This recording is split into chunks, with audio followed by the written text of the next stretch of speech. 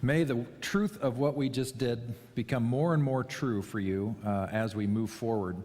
We kick off a series today. We've been hyping this puppy up for a while. I'm excited about it. I'm going to learn a lot through this. I'm planning on growing a lot through this. So I don't really care what happens to you, because this is going to be a great series for me. So thanks for playing along as I go after my self-indulgent series, combining 12-step spirituality and the Enneagram, which is all interesting. So on the first screen of my teaching, this kind of gives you the idea of what we're about today. So me free, the deep spirituality of the 12 steps, and the Enneagram converge to grow you into your true self. That true self thing, it's timeless, but it was coined by a guy named Thomas Merton, who was a Franciscan monk who did a lot of ministry in the 60s and 70s primarily, had a big influence on my thinking when I was in seminary, just brilliant. He had this idea that we all have this true self, which I'll talk about in a little bit, but it's the essence of who we were always meant to be. It's who God created us to be, uniquely us, but us. Like if you stripped away all the nasty stuff that happened to us, what would we look like if we were all bright and shiny again? That's kind of it. And so I changed the graphic on this too, for two reasons. One, the graphic I had the silhouette of a woman with chains. Remember that? And it was sort of like me free, sort of like I'm broken from the chains. And that was pretty good. Then I asked my son and daughter, hey, what do you think about this graphic? Anything you'd improve on it? And they said, well, it's okay, but I don't know why you're using a zombie on the, the picture. So I decided maybe we needed to shift gears on that. And you know what I love about this? This is a photo of two kids playing in a fountain. And I don't think they really get the whole concept of the umbrella there, but they they are playing away in this fountain. And that's really the picture of what we're trying to get at. It's not so much, this true self idea is not so much of you walking around like a zombie, like, well, I got through that. But the picture of it is to get back to that childlike space where you're really free to be you, free to play, free to be you and all of your coolness and weirdness all together. That's what we're after here. And I think that, the combination of these two things are going to be really helpful with that. So we're just launching into this. By the way, let's go on to the next screen, Trudy, and we'll get this out of the way. So the step one of the 12 steps is that we admitted we were powerless over alcohol, that our lives had become unmanageable. So I just want to say that out loud together. We admitted we were powerless over alcohol, that our lives had become unmanageable. Now, some of you might be thinking, 12 weeks, I'm not into alcohol at all, I don't even drink, so this is going to be totally irrelevant for me. Nope. Some people, it's alcohol. Everybody, it's something. Something. The 12 steps, yes, it's been used to help millions and millions of people stop drinking and save their lives. But the 12 steps are deeply and profoundly biblical, and they are all about transformation, of you becoming free from that which has been holding you back, free to become your true self. Does that make sense?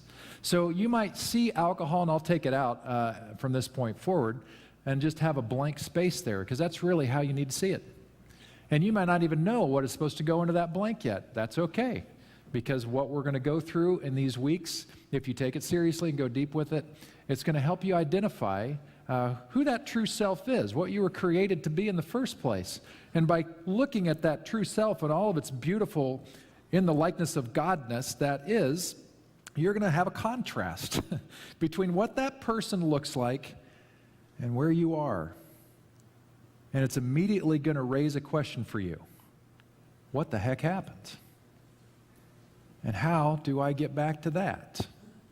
And it's that process that will help you experience new life, rebirth, transformation, resurrection. So, we're going to look at Jesus for 12 weeks and see how this works with him and his ministry. And this first story we're going to look at, Jesus is growing in fame. He's well known as a miracle worker. In fact, we We enter the story after Jesus has spent some time, significant amount of time, doing some teaching and healing work. So he's well known for both things, being a profound wisdom teacher and also a healer. He has this capacity to heal, which wasn't completely uncommon back in the day. There were other healers, but he's taken it to a new level. And he's combined these two things of his healing and his wisdom together to give new insight on ancient texts, which everybody thought they had figured out. Now he's shining new light on it, and people are like, I've never heard it that way before. That's really interesting. I don't even know if we should trust you because that sounds so new to us. And yet, it was. So we're going to find him doing something. So let's find out. So this comes from Luke chapter 8. Very interesting set of verses here. So they sailed on to the country of the Gerasenes, directly opposite Galilee. I may stop now and again. In fact, let's stop right now. So how many of you are familiar with Lake Tahoe? Okay, you've been to Lake Tahoe, I hope. Any Californians in here have not yet been to Lake Tahoe? Yeah, I wouldn't raise my hand either. Yeah, that's just embarrassing, right? So if you've been to Lake Tahoe on the north side, you have Tahoe City. You know where that is? It's sort of south of, or I guess south of Squaw Valley and all that stuff. It's one of the places you can get groceries and stuff. If you were to go over across the lake, Incline Village, right, Nevada, California, yay, Nevada. So that's kind of what we have here. We have about that distance maybe of going from Tahoe City, taking a sailboat or whatever, rowboat, all the way over to Incline Village. And that little gag in your mouth taste thing, that's probably exactly how the disciples felt. He's like, hey, all right, Jesus, where are we going? We're going over there to the Gerasenes region. And they were probably like, Nevada? Why? We live in California, baby. Why are we going to Nevada? And Jesus is just like, oh, guys, just ride along here and figure this out. Here's what I want you to know right away. That the person of Jesus, who has he's called Jesus Christ, which means Jesus anointed, Christ in Greek, Messiah in Hebrew, but they both mean anointed. So you have Jesus the anointed one, the guy who is overflowing with the Spirit of God, so very much in tune with that, walking in this presence and power and all that stuff. And what you need to understand is this powerful presence of God is calling them to Nevada, a place where they did not want to go, where they didn't think much good was over there, where there were people who didn't believe in the Jewish traditions, didn't believe like us, thought strange things, did strange things, and yet that's where Jesus decided to go. So right away from the story, we're already left with this thing, which would be largely missed unless we pointed it out, that God is beyond our tiny little boxes that we think all the people should be in, and God is always, always reaching out where God is needed, even to Nevada. So, they sailed to the opposite side of Galilee and to the region of the Gerasenes. As he stepped out onto land, a madman from town met him. He was a victim of demons. He hadn't worn clothes for a long time, nor lived at home. He lived in the cemetery. Well, that's interesting. So let's just pause here for a moment. So we're already in Nevada. We've got a Jewish rabbi here who knows what purity laws are all about, where you're supposed to be and where you're not supposed to be. And especially if you're going to do anything holy at all, you had to keep yourself kind of clean. And now they find themselves apparently on the edge, if not in, a cemetery, the place of the dead. And it's in the place of the dead that they find this guy who, when we ever hear demon possession back in those days, there's kind of a spectrum of ways to think about that. You can just look at it at face value and think, oh, yep, demons, okay, well, whatever that is, but okay, we'll just leave it at that. But the other end of the spectrum, recognizing the other things going on here, so, well, how would they call mental illness? What would that look like? And it would look a lot like this. So we're not sure of all that's going on under the hood here, but you've got a guy that's out of his mind. And he can't live in his home anymore. And he can't live in the village anymore. So where do they have him live? Where death is. They've already written him off as dead. So this guy recognizes Jesus. When he saw Jesus, he screamed, fell before him and bellowed, "What business do you have messing with me? You're Jesus, Son of the high God, but don't give me a hard time." The man said this because Jesus had started to order the unclean spirit out of him. And time after time, the demon threw the man into convulsions. Again, you can recognize this behavior because sometimes if you find people who are in a particular state of mental illness, they'll do this kind of stuff. And they'll scare the bejeebers out of you. So apparently, this guy was coming at Jesus and the guys, probably trying to scare him away because he's threatened on some level, and he's wanting to let him know this is his turf. And so Jesus is already heading into this thing face on, not backing down, not running away, not saying to the guys, "Let's get out of the boat." It's like, nope, we came for this. God came for this. This is not the end of the story. We cross the sea right to Nevada. We go even to the place of the dead, and we see the people, the dead people walking around us. And we're going to start taking care of business right now. I'm going to start helping right now, even if the guy is not totally appreciative of it, which obviously the convulsions and stuff, this guy is having a hard time. Well, this guy, he had been placed under constant guard and tied with chains and shackles, but crazed and driven wild by the demon, he would shatter the bonds. Jesus asked him, "What is your name?" And the word is translated, the original word goes into English legion, but Eugene Peterson in his version, he calls it mob. Mob. "My name is Mob," he said, because many demons afflicted him, and they begged Jesus desperately not to order them to the bottomless pit. Mob. Let's just set aside the peculiarness of the story and just talk about ourselves for a moment. The power of what's happening here. Why in the world would Jesus ask this guy, "What is your name?" If he's already so anointed with the presence of God, wouldn't he already know that? He already knows that. Why is he asking this guy, "What's your name?" Because there's power in naming who we are. And when we name who we are, we tell a bigger story about where we've come from. My heart breaks for this guy. He's coming and looking at Jesus, and, maybe Jesus is just thinking, maybe the thing that he was saying was, my name was hunger. And I was desperately hungry growing up, and that just literally messed with my brain wiring and chemicals, and that's my thing. Nope, not hunger, not poverty, mob.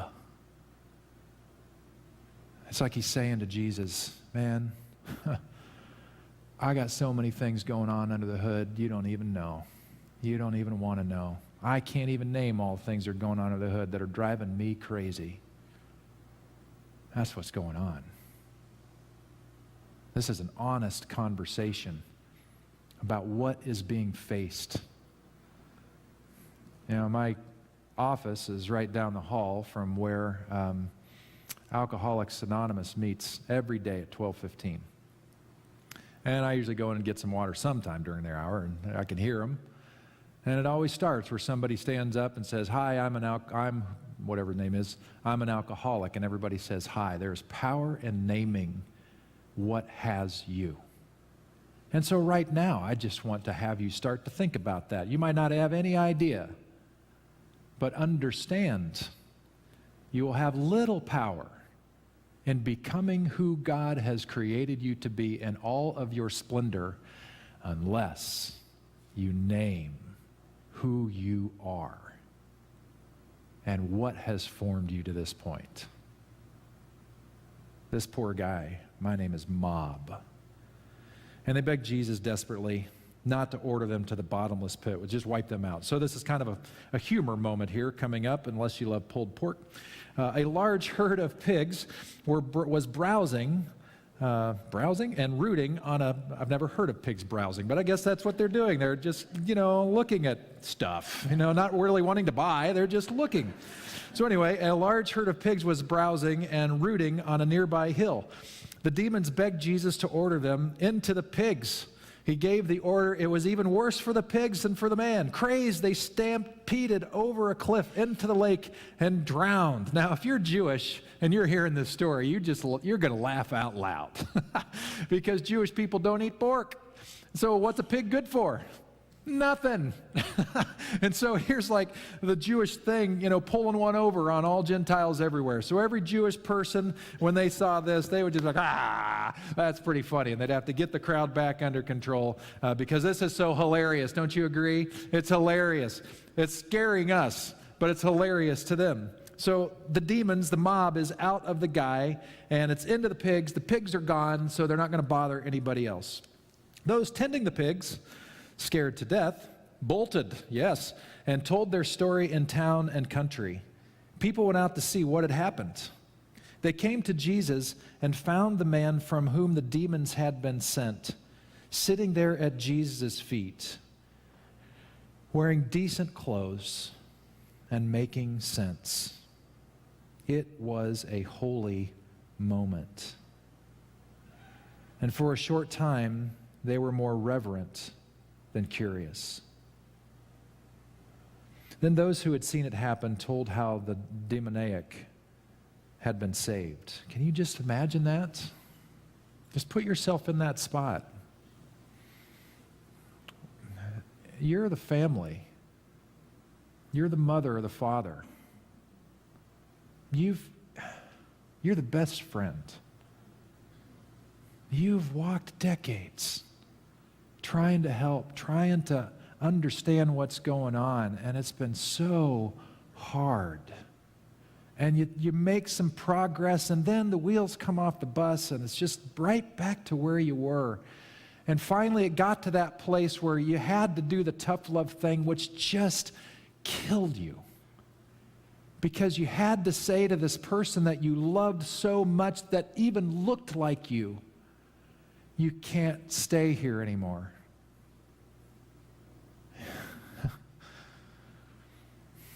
I've walked with people who've done that. It's like living death.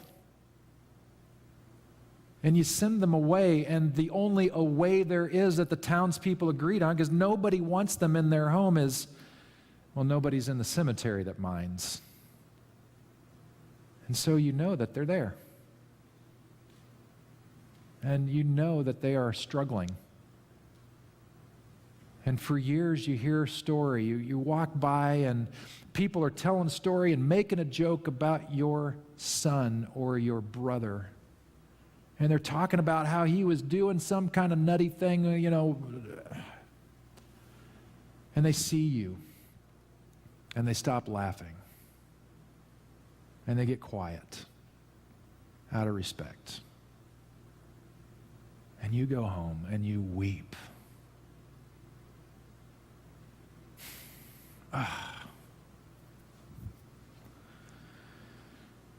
But then one day, some pig herders come rolling into town all excited. And there's some murmuring going on, and there's a little commotion in the marketplace, and you hear talk about your son, your brother. And they say some kind of crazy stuff went down that they could not understand, but it's like something changed. And it had to do with your loved one. And so with the crowd, you decide to go out. And the last time you saw your son, your brother, he did not look like himself. He looked like a wild man. You looked into his eyes and you did not recognize anybody. That was the last time. Naked, dirty, wild. But now you go with metered steps, nervous, What am I going to find? Is this going to be another humiliating chapter with my son, my brother? And you look in the distance, and you see him, and you can't believe your eyes, because it's him. You can't believe it. You haven't seen him in years, and it's him, cleaned up, the same look in his eyes that you knew all his life. He's well. He's free. You want to know why that was a holy moment at that moment? Because it was a holy moment. And sometimes we have those where before all of our mental disbelief stuff gets in the way, before the way our culture has trained us to doubt anything and to wonder about all the other explanations, we take pause and we just recognize we were just in one of those moments when time stood still and the power of God showed up powerfully. You ever had one of those? Unfortunately, they fade. And we get the best of ourselves. So later, a great many people from the Gerasene countryside got together and asked Jesus to leave. Too much change, too fast, and they were scared. So Jesus got back in the boat and set off. The man whom he had delivered from the demons asked to go with him, but he sent him back, saying, "Go home and tell everything God did in you." So he went back and preached all over town everything Jesus had done in him. Interesting, isn't it? You know, I kind of wonder if everybody wanted the son, the brother, to get in the boat. Certainly the guy did, because what it would mean for the guy, brand new chapter, new Facebook page, new everything, new identity. He's a whole new person. He's going to go back to California, and things are going to be great. He's going to hang out with the guys and real close to the healer in case something happens. And he doesn't have to hear about anything that happened before. He doesn't have to be the butt of jokes. He doesn't have to feel the weight of his life up till that moment. And the price it exacted, not just on him, but on everybody in that village. And the people in the village still broke from the price they collectively paid to try to help as they could, even though, hey, let's be honest, it's nature and nurture, so who knows what happened to this guy that helped facilitate this? Is it all genetic? We don't know, but we'll talk about some of this stuff. You know, the town is probably reluctant to keep him there. Because what if as soon as Jesus leaves, there's another break, there's a relapse, then we're right back to the drawing board and we have no Jesus here. You see the dilemma? But Jesus seems to have confidence that it's going to be okay, so just go back and keep talking about everything God did in you. It's very interesting here. We don't see Jesus handing this guy a bunch of scrolls like Judaism 101, like, okay, this is it. He's saying, no, you just go tell him about what God did for you. In other words, Jesus was okay letting this God character be a little bit nebulous at the moment. They're going to trace it back to what Jesus did. This is just a bonus teaching for you, but this is interesting to me because he's not defining what that God is, just God did this. Some of us in Christian world, we'll get to this point next week actually, but one of the reasons AA gets a lot of heat from conservative Christian churches is because there's a phrase built in that we understand God as we understand him, or we look to God in our own understanding to be the one who's going to get us out of our powerlessness. And that God of your own understanding freaks Christians out, particularly conservative ones, because we're like, oh, hey, there's only one God and we got to name him just right, otherwise it doesn't work. And yet here with Jesus, it's just this casual reference. Let everybody know what God did. It'll work out. There was a genius in the origins of the 12 steps to not be specific about the name of God. Because God can introduce God's self pretty well. Anyway, that's a bonus teaching. You didn't come here for that one. But all of us, we see this story, and maybe it's too out there for you. Maybe you're looking at that and you're thinking, Pete, I get you, man. Hey, that guy was really troubled, and I'm sure glad I didn't have mob, as my identity, but my life's not that bad. I'm not in the cemetery and blah, blah, blah, blah, blah, blah, and excuses about how wonderful things are for you, and you don't need help at all. Which sounds a lot like an addict. You got it all under control, which to me is the greatest sign that you probably need help. Well, Richard Rohr has some things to say about this under Breathing Underwater. So the next slide says, people who have moved from seeming success to seeming success seldom understand success at all, except a very limited version of their own.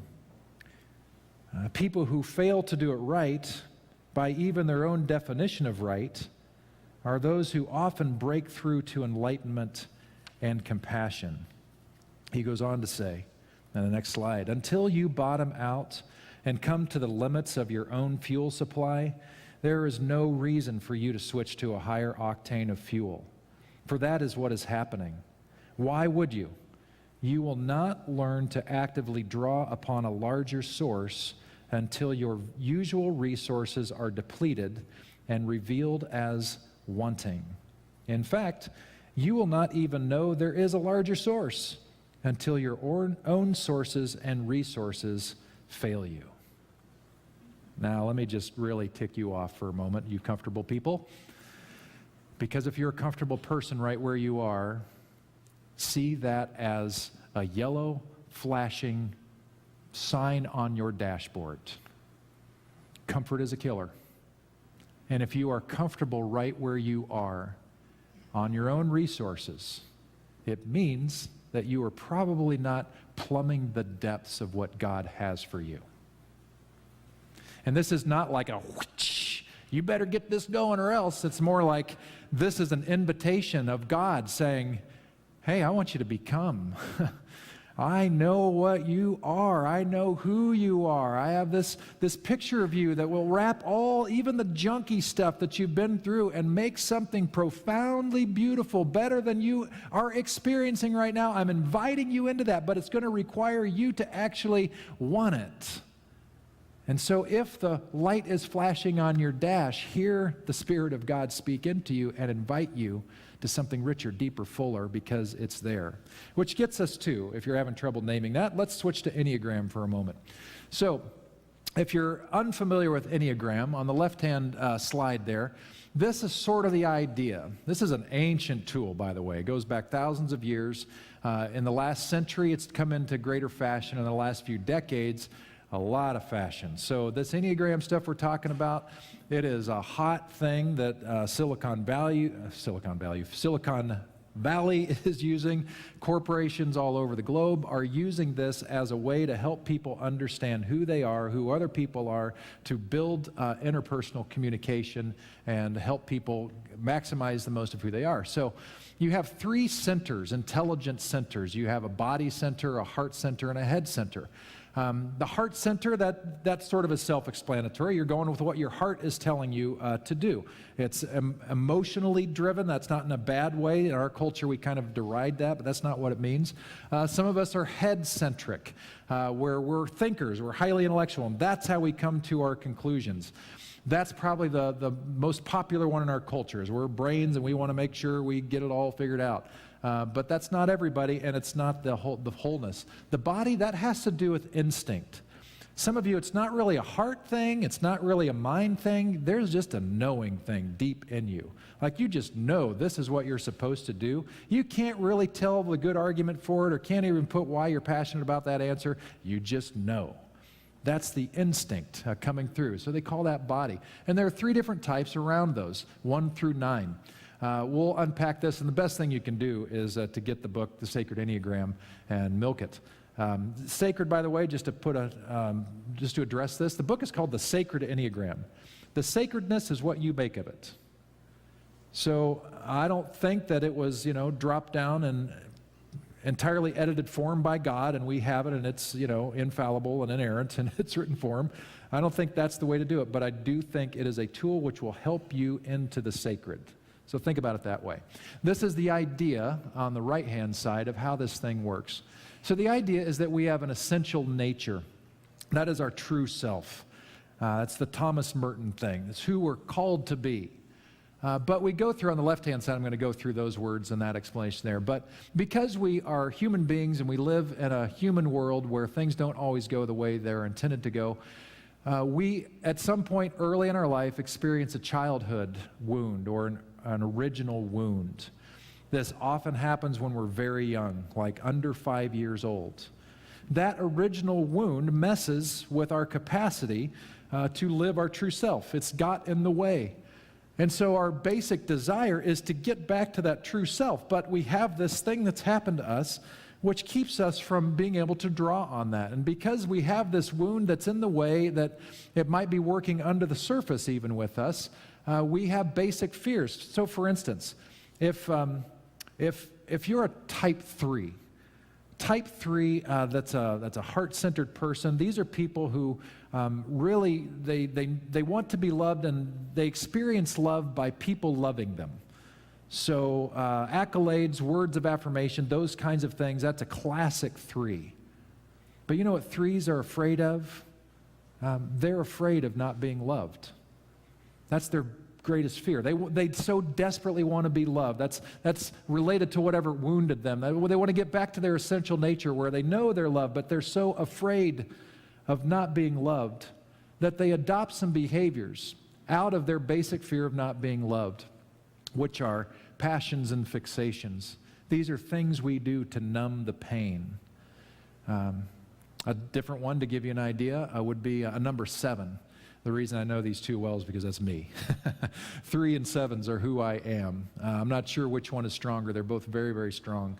But the 7 for me, if I get into my basic fear and I look at my basic passion and fixation about what that's going to do, the passion is, what are you going to do on the emotional level to address your wound, whatever's got you, your fill in the blank. And for 7s, it's gluttony. And I have spoken many years about my love for pizza and milkshakes and now tacos. And I can glutton anybody under the table in this room. And I do, because it works. It works. It's not healthy. It's not good. It's not dealing with the issue, but it works. So gluttony is one of my ways to do that. And on an intellectual side, how do I deal with my greatest fears? Well, on the planning side, that's when 7s rise to the occasion. And we try to think our way through things. And so we plan it out. We strategize. How are we going to get out of this thing? That's a 7. That's what we do. Every one of these has a different kind of wound caused most likely in early childhood.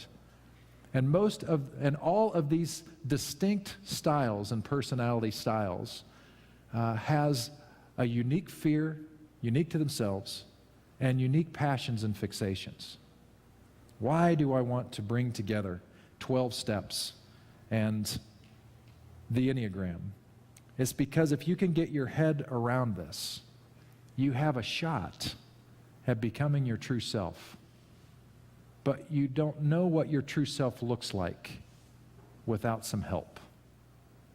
On the next slide, you get a little bit more of a representation. So the passions for each different type: anger, pride, deceit, envy, avarice, fear, gluttony. That's me. Lust, sloth. On the next one, you get some pictures of our fixations. So starting with the 1, the resentment, flattery, vanity, melancholy, stinginess, cowardice, planning, and vengeance and indolence. I'm guessing already some of these connect with you on some level. And if they don't, it's probably just because you haven't had to pay attention. And I'm forcing you to now. So let's continue on. The Apostle Paul, this is a very real reality, and I don't care how good a Christian you think you are, how together you have it. If you think you're one-upping Paul, then, well, you're going to have to take that up with Paul. But he said from his vantage point in life, and this guy is responsible for 2/3 of the books written in the New Testament.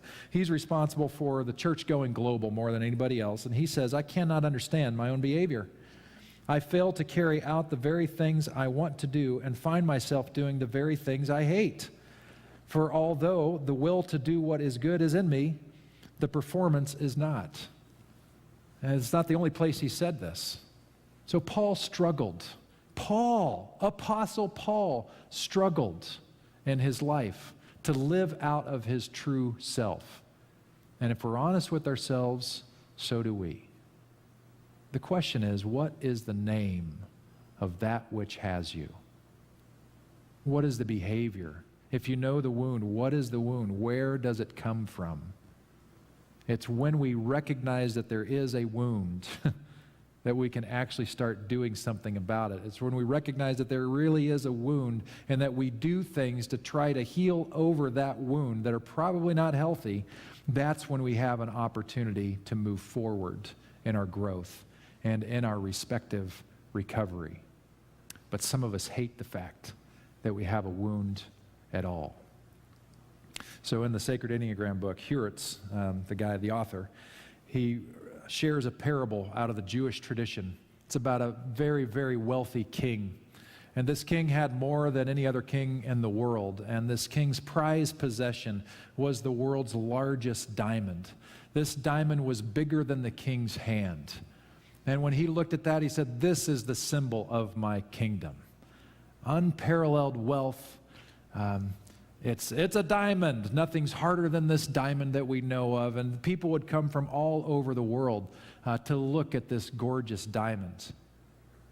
And then one day, the king was admiring his diamond all by himself. And he looked at it carefully in the light. And something showed up that maybe it was there, or maybe he'd never seen it before, but he looked and there was a very fine crack going from the very top of the diamond all the way to its base. He couldn't believe it. And so he invited some of his advisors around to ask, what are we going to do with this diamond? It's not as good as I thought it was. It's awful. And so everybody got all of his specialists and all of his artisans, even called Ed Barker, and asked, what do we do with this thing? Because Ed knows what to do with such things. And they're looking at this thing, and the best they can come up with is, well, I guess what we got to do is we got to cut it in half. And each of the two diamonds are still bigger than any other diamond in the world. So I guess that's what we got to do. But the king did not want to do that. He didn't want to ruin the wholeness of this thing. And so they were beside themselves. And so finally, this old wise artisan, a lapidary, came and asked if he could have audience with the king. And this guy didn't look like much. And so they were skeptical.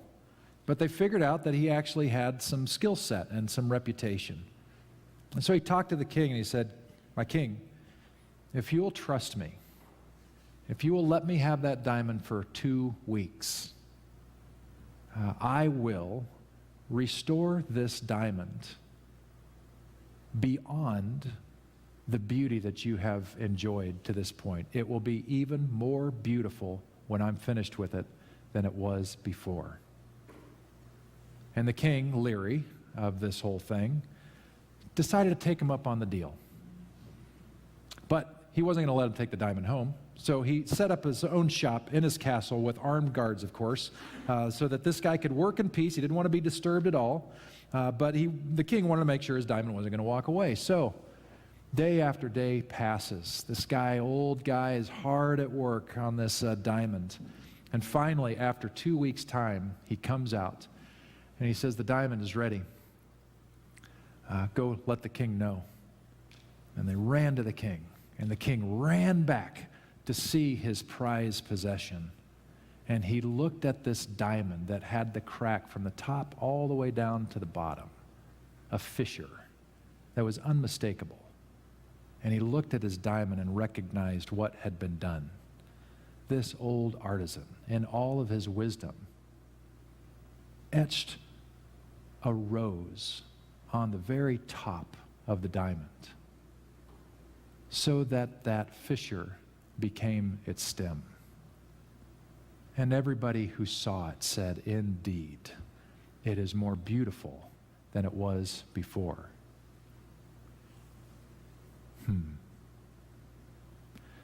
The fact is, all of us have a fissure. All of us have a wound. And we try to hide it. We try to hold ourselves in different light so that you don't see it. We try to cover it up. We try to keep eyes off of our wound and our brokenness because we don't want anybody to know. And we tell ourselves, oh, we're just not as beautiful with this. And if people really saw it, they wouldn't like us as much or love us as much or accept us. And we tell ourselves over and over again that our only option then is to fall apart. And then what are we left with? But hear the truth of the parable. And hear the Spirit of God speaking through the parable. That there is greater beauty that can be woven, created, etched because of the fissure, with the fissure included. Because as Richard Rohr would say in another writing, because everything belongs, and that which has happened to you does not need to be swept under the rug. In fact, it cannot be, because it is a part of you, but it is not the end of you. Something more beautiful can come as a result of it if you're open. It's going to look a lot more like your true self than you are right now. But the question is, are you willing to go for it? To go for it is counterintuitive. On the last screen, just very briefly, this is how we get there. We suffer to get well. In other words, it's not going to be easy. It's going to be painful. We suffer to get well. We surrender to win, which goes right against our core thinking of like, we got to be tough. Nope, it comes through surrender. We die to live, and we tell ourselves that's impossible, but we are resurrection people, we who believe in Jesus. And that, in fact, is the way to new life. As Jesus himself said, a dead seed has to fall into the ground before it can grow into anything else. And there are going to be some things that we have to let die in order for new life to happen. And we give it away to keep it. All counterintuitive, all the way of Jesus, and they all lead to your recovery into your true self. It's going to be quite a journey, my friends. Not going to be easy, but it's going to be rich. And I hope you'll stick it through. Let's pray together.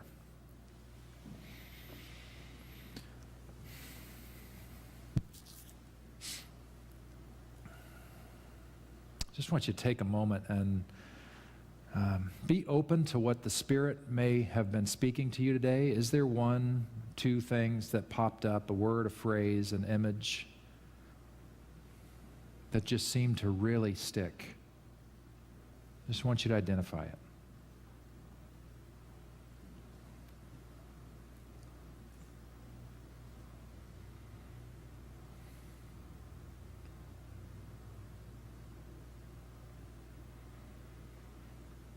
What do you think God wants you to do in response to that one, two things, image that showed up? Trusting that God is good and that God is for you and with you for your best, wanting to lead you to your truest self.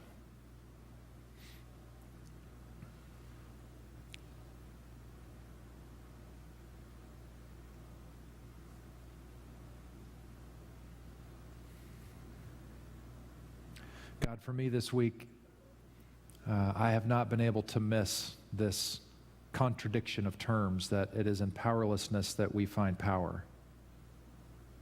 That is, it is in admitting that we can't do it on our own. That if we could nail it on our own, if we could be our true self, if we just make it all perfect, all by ourselves, then we would have already. But obviously it's not just a simple our lack of discipline or our lack of willpower or whatever else. This is bigger than that. And so in my own journey, in my own understanding of what this whole thing is about, it has been difficult for me to admit to myself and to you that I can't crack this nut. That I absolutely need your help. Congregation, I'm wondering if you're at that place to be able to say to God, I need your help. because I cannot do this thing alone.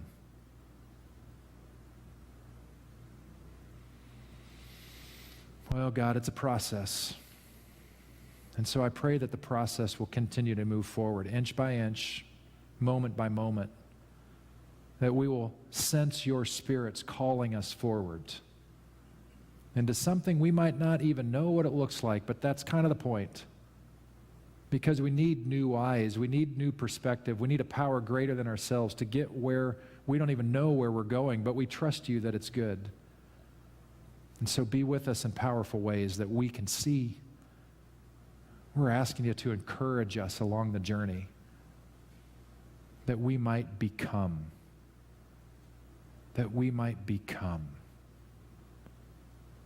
the us you created us to be. God, help us. We'll give you the glory. In Jesus' name, amen. Everybody okay?